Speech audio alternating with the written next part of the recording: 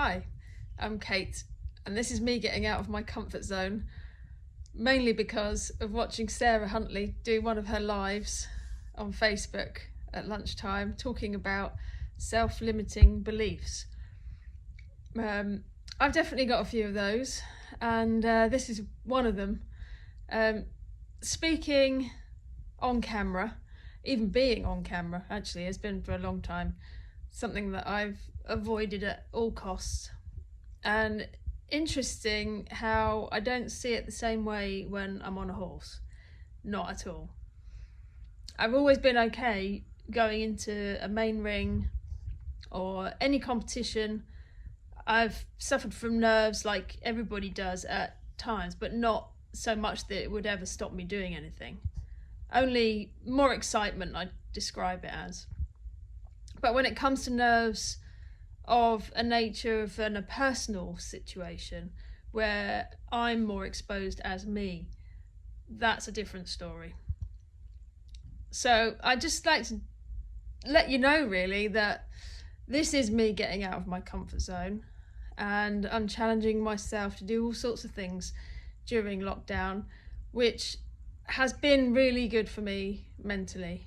And I would really recommend taking this time, if you have time. Some people don't have extra time, of course, but if you do have the time, to maybe try and do something different or learn something new. And even if this video doesn't go anywhere, I may just do this and keep it to myself. I haven't decided yet. But in any case, doing it is a process in itself, because it's something I wouldn't normally do. So I've done lots of things this January to keep busy, and you might have seen on my page that I've been doing things online, been talking about the sports psychology I've been doing with Centre 10, which is how I met Sarah, and following her on Facebook in her own group of Sight for Success has been really informative and very supportive as well. So I could definitely recommend following her, and just helping other people and talking to other people. I really enjoy doing, and the only thing holding me back to begin with was the thought of being on Zoom and talking and seeing myself on the camera, which is ridiculous. But it was holding me back for a time, and I'm still not saying I'm comfortable with it, but I'm doing it, so that's a start. I think being a coach for me is a constant battle of being in the moment and not having a problem at all, because I feel like I'm engaged with the person I'm talking to, and I really enjoy coaching. And occasionally just almost catching a thought that I'm actually standing there speaking to people, which is what I don't do. In my own head, I'm still holding myself back. And of course, it's totally in my own mind. It's something I have to come to terms with, which overall, I enjoy coaching and doing what I do. So that wins over any anxiety I might feel when I first get started. And I feel it less and less as time goes on, but maybe it'll never leave me completely. I don't know. So I suppose the point of this conversation that I'm having is about just challenging your limiting self-beliefs. If they are something that you hold on to and they're holding you back and getting in your way from doing something, then maybe think about, if it was different, if you could put that to one side, what could you be doing instead? And I think what really struck a chord with me was that I could be talking to more people, which is what I enjoy doing, and coaching more people. So why wouldn't I do that? It seems so logical. And it's something that I thought I would do, and here's the first of maybe many live videos. Who knows where this might go?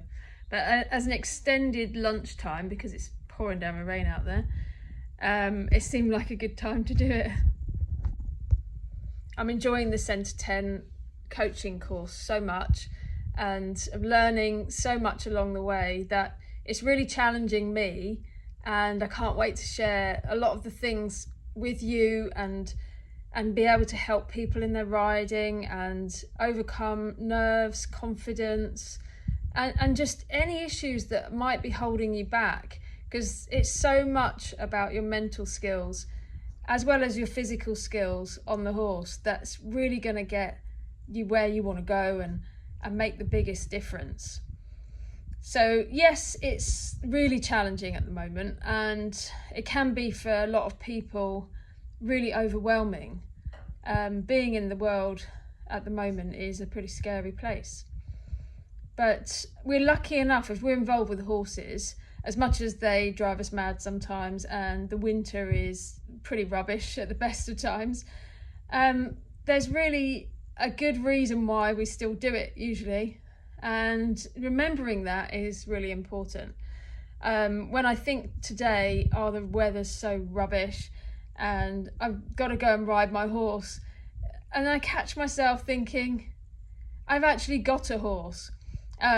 For 7 years I didn't have a horse, and that sounds like a bit of a first world problem really at the moment, but really having the horse is such a big bonus to my mental health that I really missed it when I didn't have one.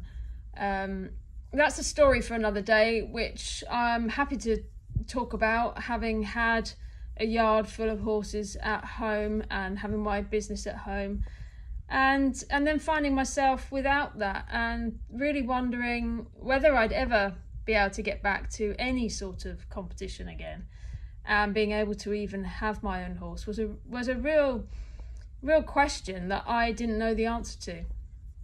So when I think about, oh, I've got to go and ride my horse and the weather's rubbish, I do have to remember I have a horse, and there was a time that I didn't have that. So that's a reason to be grateful in itself. So now I am going to go and ride my horse, possibly in the rain, and it's in the January weather, which is never very exciting, but we'll make a good time of it anyway. See you soon.